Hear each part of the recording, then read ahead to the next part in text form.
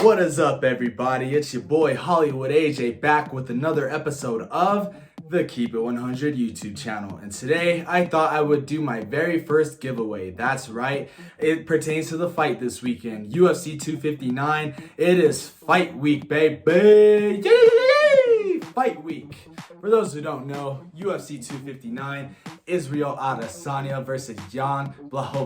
Israel Adesanya looking to become the 5th two-weight world champion in UFC's history. The other one being Conor McGregor. Ever heard of him? Amanda Nunez. Oh, by the way, who's also fighting this weekend against Megan Anderson, Henry Cejudo, and Daniel Cormier. If Israel Adesanya wins, he will join the list of some greats, some Hall of Famers, but that is if he wins.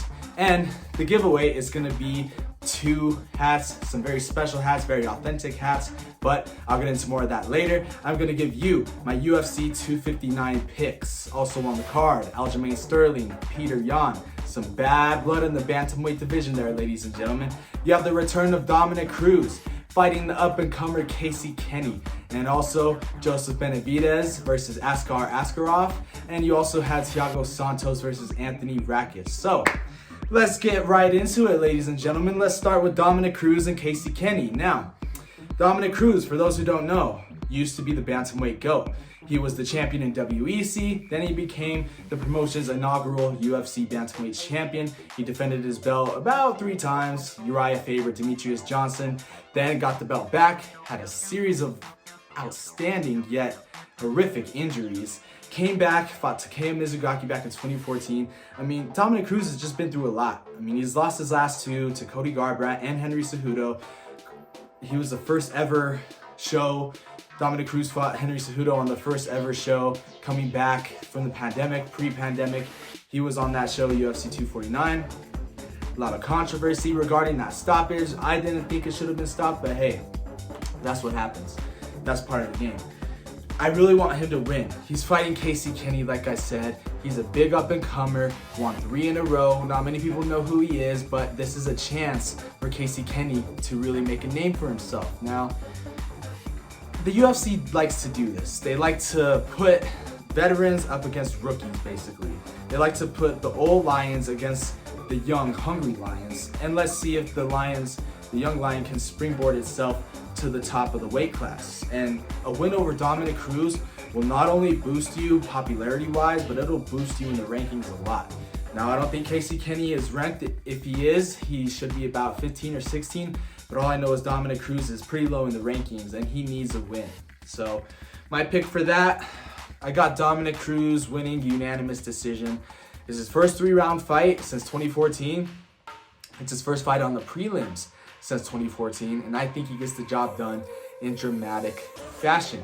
Now, let's move on. Joseph Benavidez, Askar Askarov, again, another guy that it has been through a lot in the UFC, has had 3 title shots. 4. 2 against Demetrius Johnson, and 2 against the new flyweight champion, Deiveson Figueiredo. Lost all of them terribly. He was also close the very first time he fought Demetrius Johnson, but came up short. But at the end of the day, this is that same situation of Dominic Cruz and Casey Kenny. Askar Askarov is a young up-and-coming Russian that if he beats Joseph Benavidez, he's right in line for the next title shot. Now, we all know Deiveson Figueiredo is fighting Brandon Moreno at UFC, I believe, 261. That fight's going to be insane. That's the rematch, June 12th.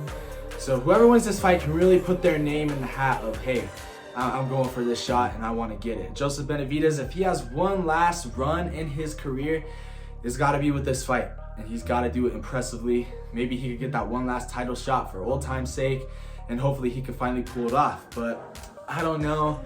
Joseph Benavidez does great in everything but a title fight. So I'd have to give it to Joe. I mean, it's not going to be easy. Like I said, Askar Askarov is insanely good. But hey, I gotta give it to Joe.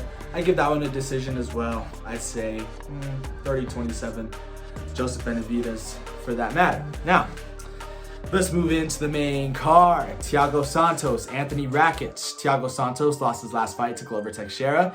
Anthony Rakic lost his last fight to Anthony Smith. Both of the fights that these guys lost weren't against no bums. They were against the creme de la creme of the division. Thiago Santos fought Jon Jones for the title back at UFC 236, 2019.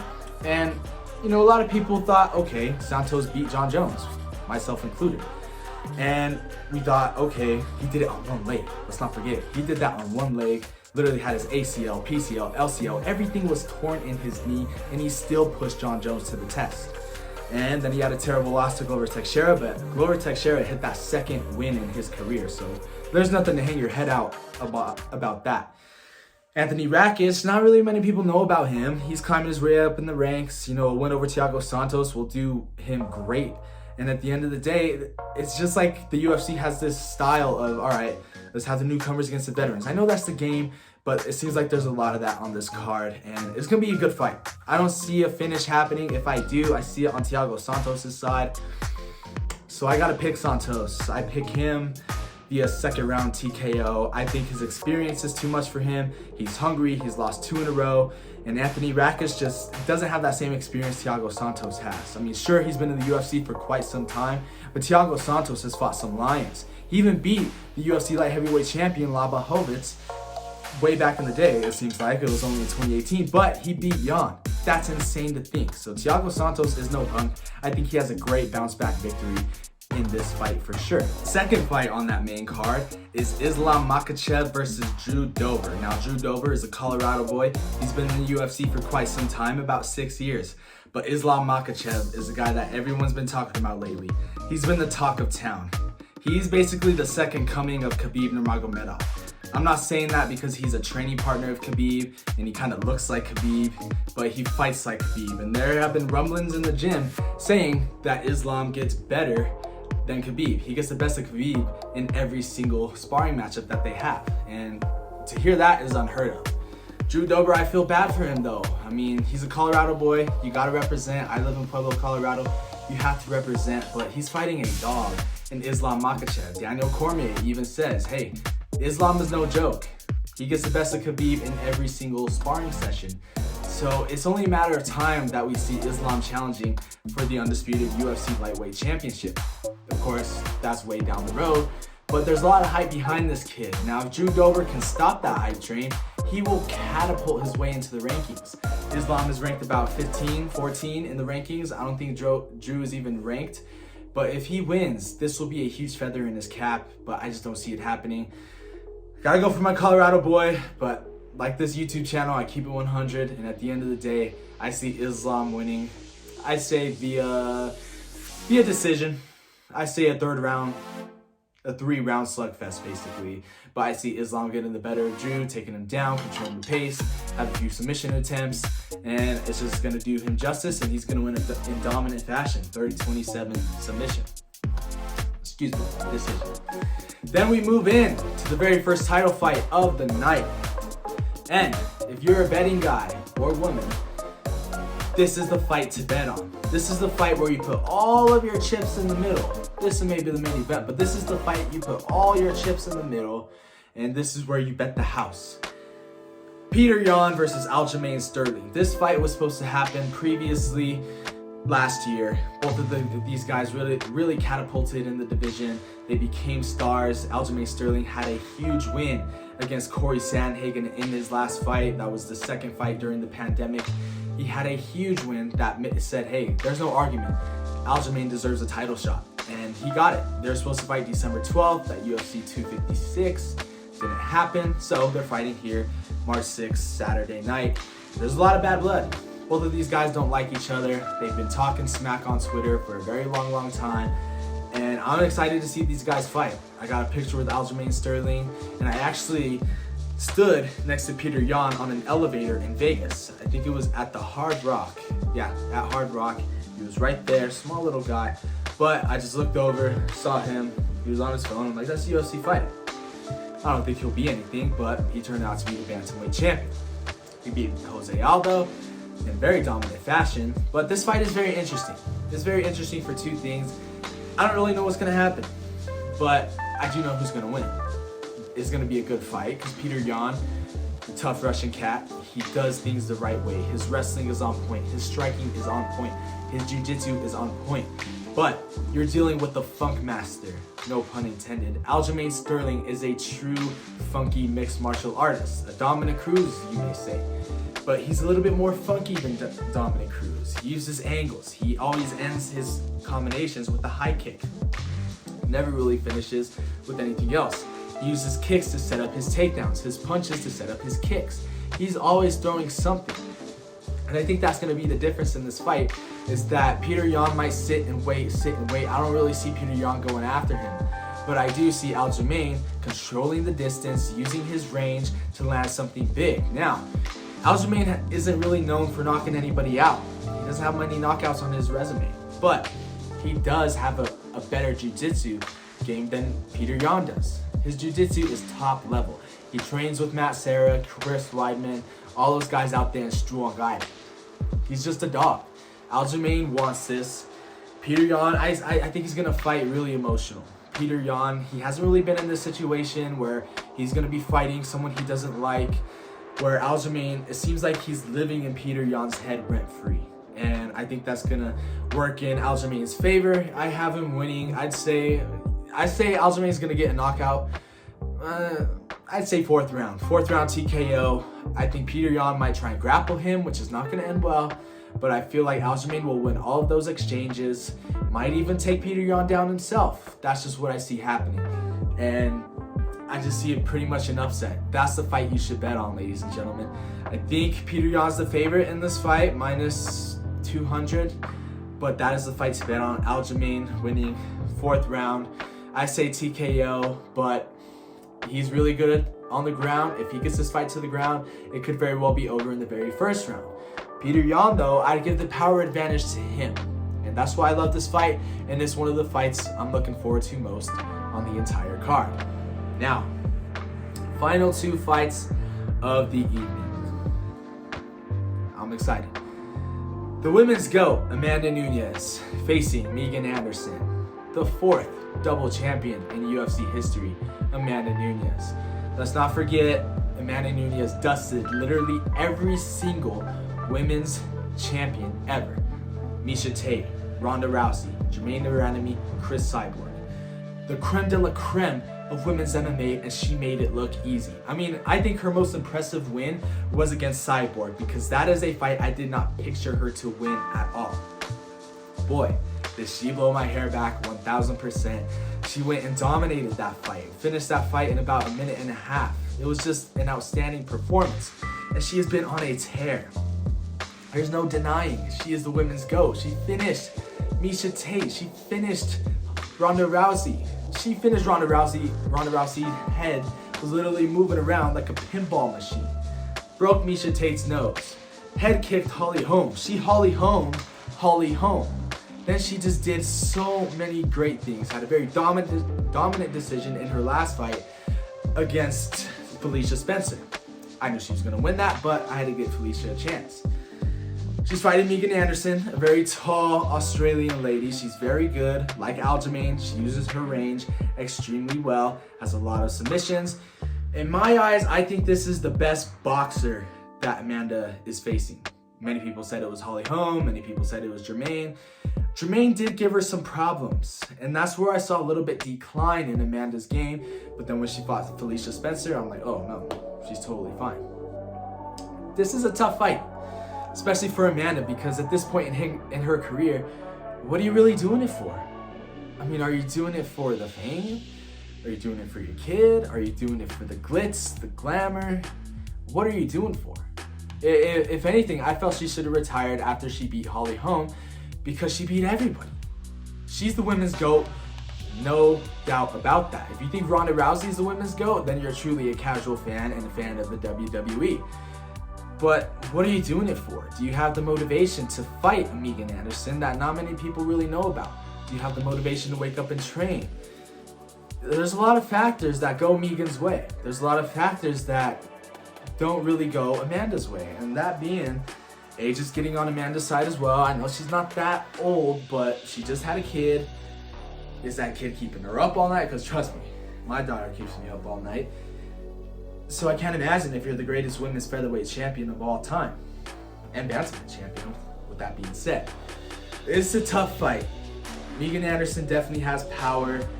I see her pushing Amanda Nunez to the limit. I see this being potentially a fight of the year candidate in the women's division, in the women's featherweight division, in the women's bantamweight division as well. And this fight will truly landscape the rest of women's MMA, the two divisions that Amanda runs. Because if you look at the rankings for the featherweight division in the women's, there's no one ranked. They have Megan Anderson at number 1, but she's like the only contender. Say Amanda wins, what do you do? What do you do? Does she fight Shevchenko again? I don't think anyone would really want to see that. Does somehow the UFC and Cyborg make up and she comes back and then they have that rematch? That's the only fight that'll really make sense. But then you also see Clarissa Shields come into MMA, transitioning over from boxing. Clarissa Shields is a bad mamma jamma. And at the end of the day, it's just, what are you doing this for, Amanda? I mean, I get you want to be the best and you really want to cement your legacy, but I felt like you did that when you fought Holly Holm. But down to my pick, it's just going to be tough. I see Amanda getting pushed, but I don't see her losing. I have her winning a split decision. A split decision. It's not going to be dominant by any means necessary. It might even be reminiscent to Weili Zhang and Joanna Jędrzejczyk. Yeah, hard name. Try saying that 5 times fast. But I see that being that type of fight. This fight is going to come down to who wants it more, who's going to dig deeper to become the champion. Would Amanda's legacy get tarnished if she loses? Probably not. And I'd say they run it back in the summertime. But I see Amanda getting pushed, and I see her definitely getting pushed to possibly defeat, but I see her winning via split decision. Now let's move into the main event. Yawn Blachowicz, Israel Adesanya, Stylebender, Polish Power versus New Zealand and Nigerian Power. This fight is extremely interesting, and I'm going to get into why it's interesting in a bit. Yawn Blachowicz is easily one of the best success stories out there. In 2014 through 2017, he went 2-4 in his first 6 fights in the UFC. Since then, he's been on a tear. Went 8-1 in his last 9 fights and looking to defend his belt for the very first time. And with Israel Adesanya, I mean, come on. He is on his way to becoming one of the best fighters in UFC history. And like I mentioned earlier, he is looking to join the other 4 athletes in the 2-division category, the 2-weight belt holder category. And that'll just rocket ship him into stardom if he wins this fight. It is just amazing that this fight is done, and the only reason why it's done because he's chasing Jon Jones. Israel Adesanya loses, that whole narrative of him versus Jon Jones is out the window. It's not happening ever. I hate to say that because I really want to see that fight, because I feel like Adesanya is only one of the 3 men that can beat Jon Jones, the other being Francis Ngannou and Stipe Miocic. But this is a huge fight. This is a huge fight for Adesanya, and he even said himself, hey, if I get past Yawn, I'm chasing Jon Jones up to heavyweight. But say Jon Jones comes down to light heavyweight, then we really have something going. But I cannot wait to see this fight. This fight is just going to be insane.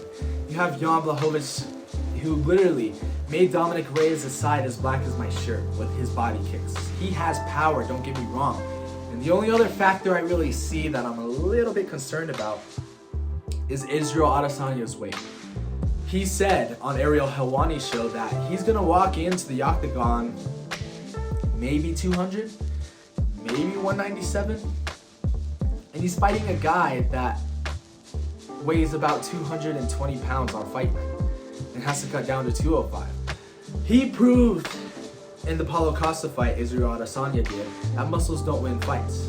Now, if you're on the bandwagon of believing that Paulo Costa was hungover before the fight, then that's on you. I'm not gonna go down that rabbit hole with you at all. But he proved already that muscles don't win fights, and I think he's gonna prove that again in this fight.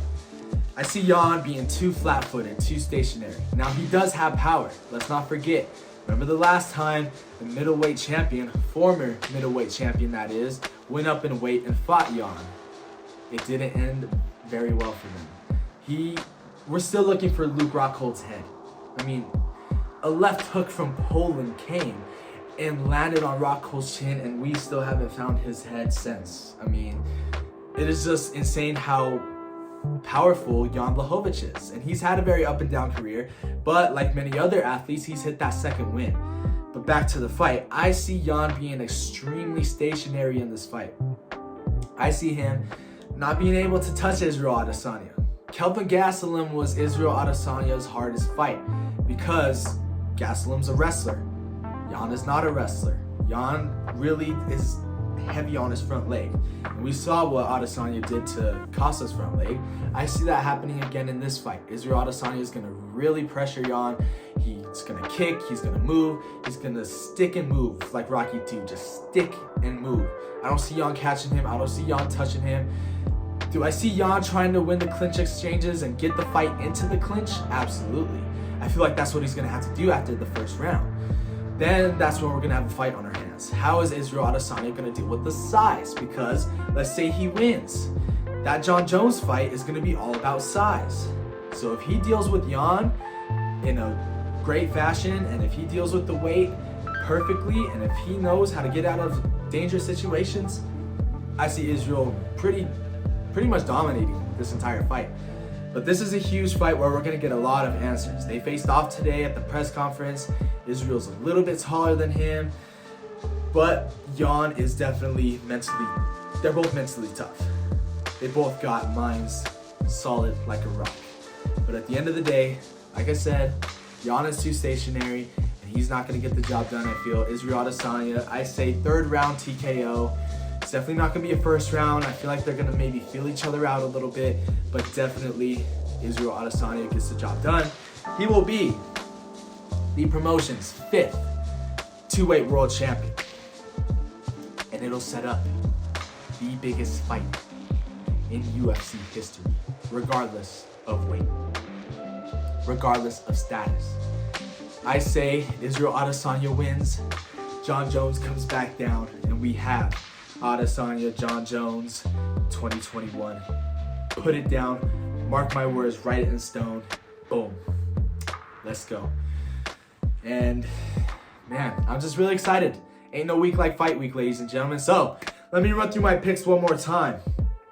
We got Dominic Cruz, decision. Joseph Benavidez, decision. Thiago Santos, second round TKO. Islam Makhachev, decision. Aljamain Sterling, we have a third round TKO, fourth round TKO, excuse me. Yawn Nunez, 5-round war split decision victory for the Lioness, and Israel Adesanya, third round TKO, and becoming the double champ. And I am excited to see this fight, and that is where I'm going to lead into the giveaway. Drum roll, please. Like I said, a portion of hats. Now, not just these Laker hats, I have many other hats available as well, but here's the catch. I just told you all my picks. Comment below on what your picks are. And if you get all of your picks right, I will send you a free hat. And as many hats as you want. If you go 7-0, starting from the Joseph Benavidez fight all the way to the Israel Adesanya, Jan Blachowicz fight, I will send you 3 free hats. If you get all of those fights right, I will send you 3 free hats.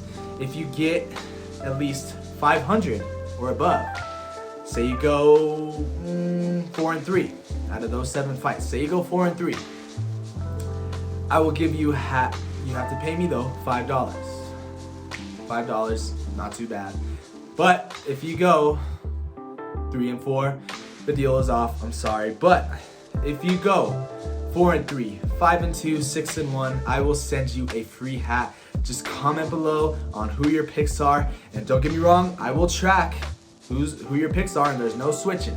That's one thing you casuals like to do. You like to switch during the fight. Like, oh, that guy has cooler tattoos, I'm a switch. Or, oh, that guy has cooler trunks, I'm a switch. No, you cannot switch. So comment on who your picks are, and if you get 500 or better, that being 4-3, 6-1, 5-2, or even 7-0, I will send you a free hat. Like I said, it could be one of these two, or it could be a hat of your choosing. You could Instagram DM me at HollywoodAJ. You could Facebook message me at AJ Maldonado. You could Twitter DM me at AJ Maldonado. And you can also Snapchat me at AJ1Drift. Again, I have all my social media handles at the end of the videos, but this is the giveaway, guys. You get your picks right, 500 or above. I will send you a hat to choose from. Boom, here you go. It's on the table. Let's see who can deliver, and let's see who will go through with their picks. Like I said, I want to know. You can win a free hat. Put yourself on the line. Let's win a free hat. Well, guys, that's going to be it for me. Thank you so much for watching. Please like and subscribe. Like I said, comment on your picks. Try and win a free hat. And just comment in general. Comment on who you believe is going to win the fight. It's your boy, Hollywood AJ. Keep it 100. Let's get these subscribers up. Smash that like button. Let's get it rumbling, guys. Let's continue to take over 2021. This has been a GOAT Productions video. AJM, Hollywood AJ, whatever you want to call me. Good night. I'm out.